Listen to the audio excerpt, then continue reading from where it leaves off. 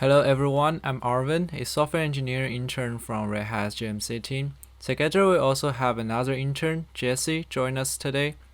We're going to talk about the JMC Agent, the JMC Agent plugin, and their recent development. Just a quick overview of what's going to be covered.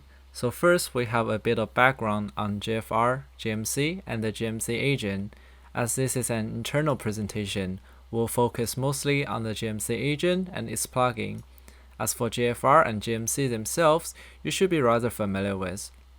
After that, there's gonna be some slides on features we already have, plus a demo providing you with a more in-depth understanding. Then, we will dive into the mechanism that's driving the JMC agent under the hood.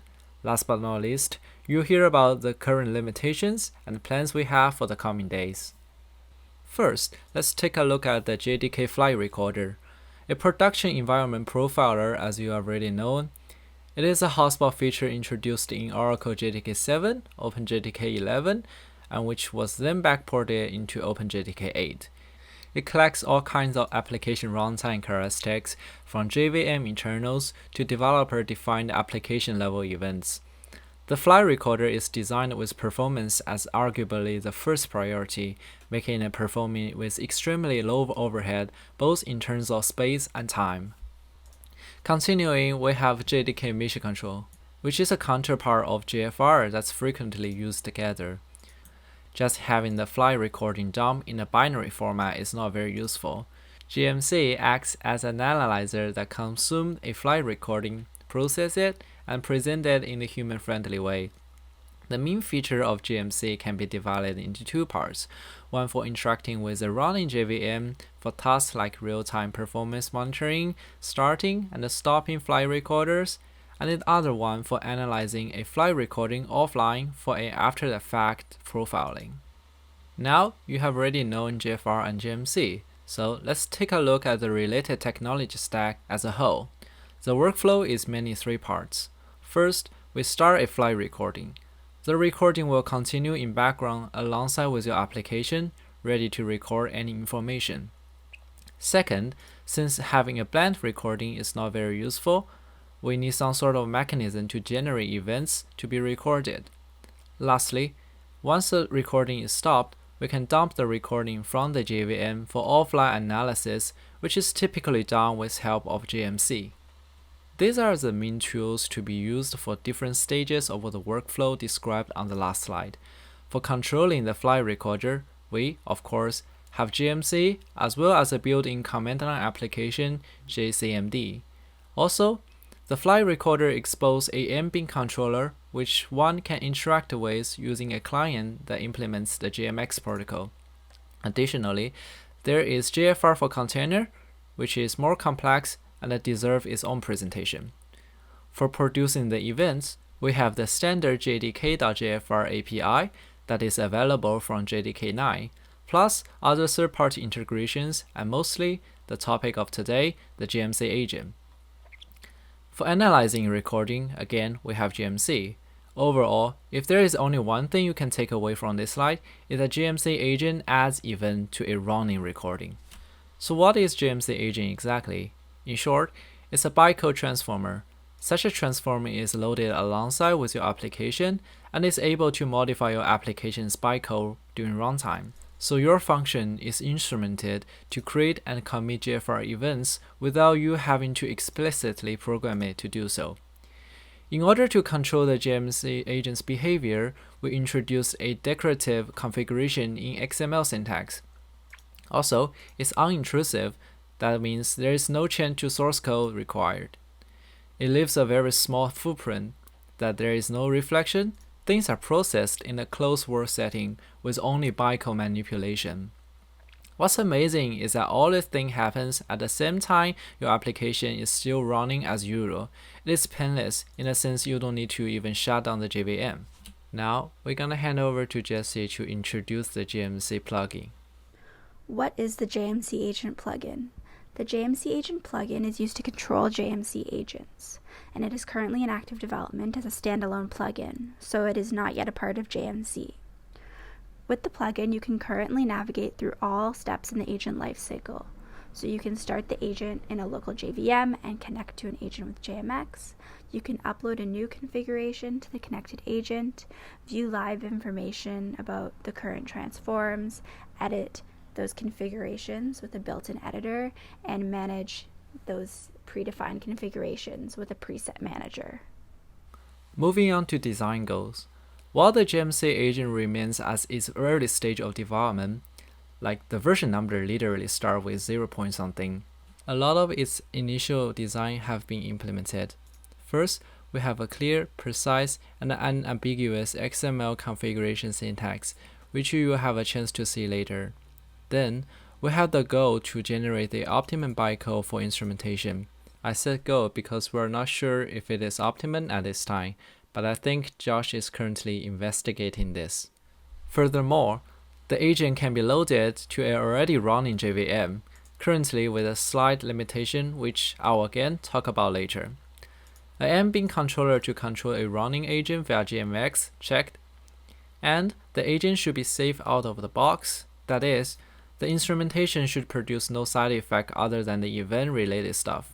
However, I personally will still put a question mark here, but it's something worth aiming for. Lastly, built for production use basically summarizes all the points above. So, what is a JMC agent capable of, and what kind of information does it record? Well, first of all, there is function runtime characteristics, so things like start time, end time, and duration. Second, it also records the function input and output, that is parameter, return value, and any exception, well, given that if there is any.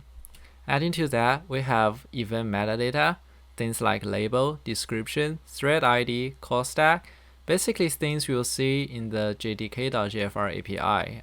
Lastly, we support evaluating a limited subset of the Java primary expression. As for the use case, you are not very limited here. We provide developer with a tool, and they can figure out whatever they want to do with it. Because the agent operates in the same address space as the JVM itself, it is extremely versatile. Examples are when source code is not available or cannot be recompiled easily, or when you just cannot shut down the JVM for reasons like when you are risking reproducing the same problem after restarts, or when you can't shut down the service right away and there is still some time before the next maintenance window. So this is the XML configuration I promised to show. If you look at the code up there on the top, we have a global configuration section which contains configurations that will be the default if any per event configuration is missing. Down below, we also have a list of events, and we only have one here. The ID of the event is demo.event1, which uniquely identifies a event transformation. It is named event1, and you can see all the tags there are pretty self-explanatory. And we have classes, the name of the method, as well as a descriptor of the method. Together, they uniquely identify a function to be served as an instrumentation point. Additionally, we also have a parameter and a return value here, which allows us to record these values if needed. Lastly, there is also a list of fields.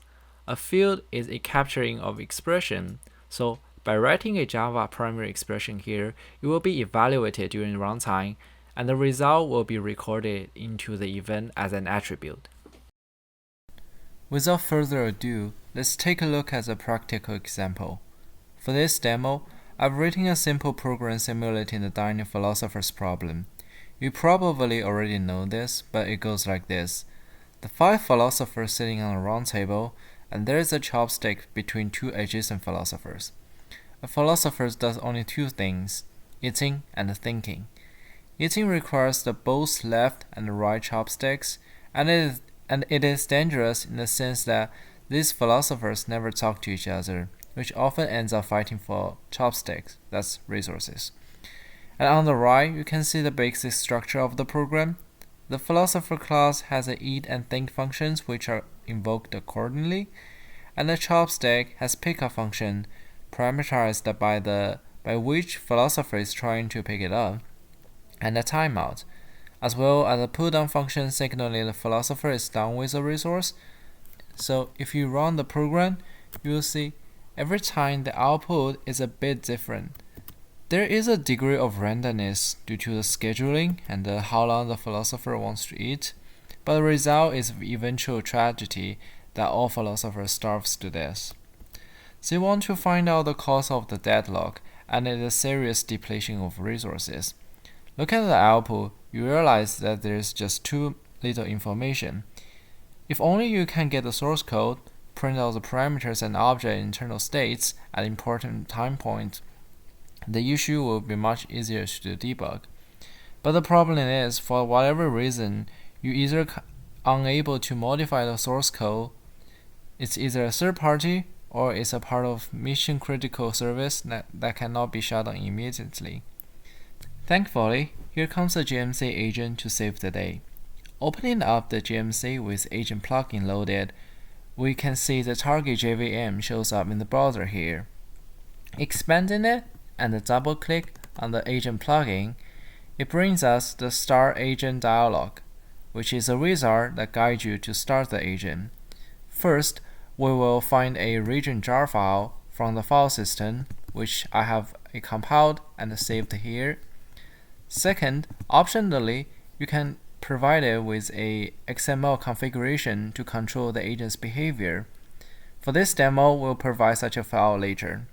Now just click Finish, and the program will try to load the agent into the target process and connect it to it via JMX. So in the overview, there's not much information, but if we go to live config, well, there isn't much information either because we haven't set up any config yet. So let's go to preset, and here we will locate a XML configuration in the file system, and we click Edit. That will bring up a XML editor with basic syntax highlighting and error checking. So let's start with our first event, which I have pre-created here. Here we go. So just a bit explanation of this event. First, we have this event ID, which is a unique identifier. Then the name of the event, which is essentially the event type that shows up in the event browser of JMC. Then a description, the class that is going to instrument it, the path, which is a category that shows up in the event browser, stack trace, and here is false, which means we don't want to record any stack trace. Method, and the method name, the descriptor, they uniquely identify the method. Parameter, here we only record the first parameter, that's index 0, which is a philosopher that's requesting the resource. For the second parameter, that is a timeout, we don't really care about it, so we'll just leave it. Location wrap, what it means is that it wrapped the actual function workload into a pair of begin and end function, so it can record the function's start time and end time, and of course the duration. Field here, we evaluate this picked up this member variable, and the result will be recorded into the GFR file. In the global configuration section here, we have class prefix, which is a prefix that will be added to any auxiliary class that is generated. Allow toString, that allows the agent to call the toString function to convert an object into something that can be recorded into a file recording. Allow converter allows an object to be converted to something meaningful for the file recording to record, given we have set up a converter to do so. After the first event, we'll just create another 3 events in a similar pattern. That is for the putDown function, think function, and eat function. So let's save the file, hit Ctrl S to save it, close the tab, and here we can do validate. It tells us no error or warning found. Well, if we do something silly, for example, I have a bad input here, and validate again, it tells me which part is problematic, so we can identify and fix it. So right now there's nothing wrong with it, we'll just hit apply. And you'll see on the right, in the program output, the XML configuration is submitted through JMX and it's printed onto the standard out. Or is standard out. The event, the configuration is successfully registered. Now we go to the live config tab and hit the refresh button. We'll see the full registration. At this time, the event injection is already completed, but no actual event has been created yet. Thus, we start a new fly recording. We'll just leave everything default and rerun the program. Maybe just give it a couple more tries. That should be enough. Then we click stop. And we go to event browser. Scroll to the very end. We can see all the events that's injected has been recorded. So in the pickup event type, anything like owner and the requesting philosophers, which are the field expression we defined, are recorded as attribute. Same goes for the putting down function, the owner. And for eating, it records the status of the left and right chopsticks, where we can see which chopstick is currently occupied by which entity. For example, this chopstick is occupied by Socrates, and Socrates is eating, of course. And lastly, the think function. Well, that's the demo. Maybe the dining philosopher problem is not best to be solved with the JMC agent, but it walks through the major features we currently have. Speaking of which, as for the XML editor, we understand editing such an XML file by hand may not be the best experience, and that's why we're currently developing a prop creation wizard to speed up things. It generates these XML configurations for you. In terms of how the agent works, let's take a look at some important function of the Java instrumentation API. And Java agent actually has two possible entry points, that is, two main functions. There are premeans and agent main, one for loading the agent statically before the application main class is loaded, and one for loading the agent dynamically into a already running application. After the agent starts, it immediately registers a class file transformer instance into the system. So every time when a class loader is loading a class, the bytecode or the class buffer is firstly transformed with this transformer, then loaded by the corresponding class loader. It is also possible to retransform an already loaded class by explicitly calling the instrumentation.retransformClasses function, as long as the agent can obtain a reference to such a class. Like I said, the JMC agent operates your Java classes on a bytecode level, so here you can have a glimpse of what it does exactly. It takes what's on the left and produces what's on the right. Simple, right? Just kidding. This is a decompiled version of the same bytecode you just saw. Hopefully you'll get the idea. On the left, you can see a simple calculator class that does addition only. It simply adds a 2 parameter and returns the sum. Down below, there's an XML configuration describing how to instrument this function. At runtime, the JMC agent will transform the class into what you see on the top right, and injecting a new event class as shown on the bottom right. The transformed function basically creates a new event instance and wrap around the actual workload with a pair of begin and commit function calls to record the function runtime, alongside with other metadata like label, description, thread ID, call stack, and such. Although it is not enabled here, the agent can also be configured to record the 2 operand passing as parameters, and the result as return value, exception if any, and the past syntax expressions as I mentioned earlier. Continuing, we'll have Jessie talking about the JMX controller operations since she actually implemented those operations. Operations can be used to control the JMC agent and interact with it at runtime. Once the agent is loaded, it registers an MX Bean controller to the JVM's MBean server, and currently 2 operations are supported. One being define event probes, which takes in an XML description and replaces it with the existing one. So all outdated instrumentations will be reverted or updated with this new description.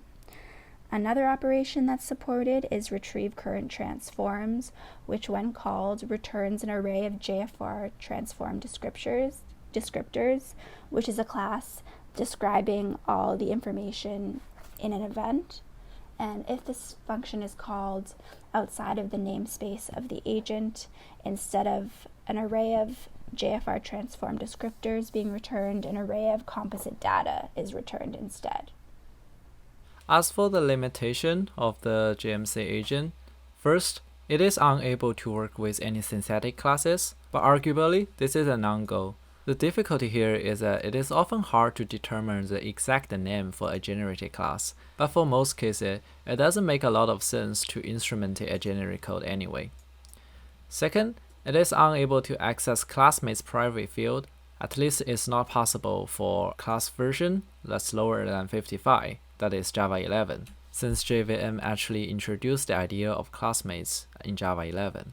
Before that, accessing private fields of the nestmate requires change on the class structure, which is not possible to do dynamically. Following, we have newly uploaded configuration works only with classes defined with system class loader. This is because in order to retransform a class, one has to first obtain a reference to it. The MBean controller only obtains a reference to the system class loader and can only transform classes defined by the system class loader. Next, in order to retransform the classes defined by the system class loader, the unsafe class is used. When starting the application, it is required to have this JVM flag to export the unsafe class for the agent to use. Lastly, the agent is not currently built as part of the JMC product. A user has to compile him or herself and tell the agent plugin where to locate it. Hopefully, in the future, we can ship agent plugin with the agent jar already bundled into it. These are the short-term future plans we have, things we're currently working on, and you can probably see what they are just looking at the title. As for the long-term plans, there's several. Starting with stretch goals. First, we have annotation-driven generation. That is, rather than writing XML configuration, a developer can annotate the function it wants to instrument it using annotations, and instrumentation will be applied automatically. This will be an opt-in feature, and it adds overhead for looking for the annotation in all the classes being loaded. Second, we also have the intention to get it into JDK, and we're also looking for chances to get even better performance result. For non-functional demands, first, we try to make the agent emit the minimum bytecode required for emitting the event, that is, the bytecode is optimum. Second, we want to make sure we only generate the minimum amount of auxiliary classes and other code required for emitting the events. Moving on to cloud stuff, since we already have container JFR, we're also looking for opportunity to integrate JMC agent feature into container JFR, providing an easier way to provision and control JMC agent in containers and Kubernetes environments. For the last part of this presentation, Jessie will talk about the JMC agents plugin, about its current status and its UI designs. The current status of the JMC Agent plugin is that it is complete feature-wise and covers all aspects of the agent lifecycle. So that means you can start and connect to the agent, upload a new configuration, validate that configuration, edit it, and display information about it. Right now we are going through UI redesign, and our general plan is to create a clear and cohesive design. We want to prompt the user right away with a JMC Agent startup wizard and separate the agent startup and runtime functionality into different views. And also we want the design to generally resemble the MBean server layout so that it is cohesive with the rest of the JMC UI. So when the agent has been loaded, we want to separate the runtime functionality of the plugin into different tabs. So there would be an overview tab displaying general information, a live configuration display, an application page, a page where you can view and edit configuration presets, and an editor where configuration editing occurs. The following slides outline our general plan for the plugin UI. In order to start the plugin, you can click on the running process that you want to attach the agent to and choose Start Agent. Start JMC Agent, and the Start JMC Agent wizard will pop up asking you to supply it with the agent jar you want to use and an optional configuration. Once the agent is loaded, a new interface will be displayed to you that generally looks like this. There's multiple tabs and each content on each page varies. First, there's an overview tab with just general information about the agent and your running process that is statically displayed on this page. There's a live configuration page which lists all the currently transformed events and information about those events. Here you can also apply new configurations in real time. There's a presets page that lists all the presets that you have added and a list of actions that you can apply to those presets. If you choose to create a new preset, a preset wizard will open up and ask you to supply it with a file name you want to create and global information about the events that will be contained in that preset. Then you can also choose to add events if you wish to right now, and they will all be listed here in a table. And then finally, you will be shown a preview of the XML file that is linked to this preset. Previously, if you chose to add an event wizard would have popped up and asked you to fill in information about the event that you want to create, and also any parameters, return values, or fields that you want to capture. And if you choose to add any of these, a wizard will pop up, a one-page wizard, asking you to fill in information about that value that you want to capture. This concludes the presentation on Agent and Agent plugin. I'm happy to answer any questions you have, in which case please reach out to me via email or some other method. Thanks for watching.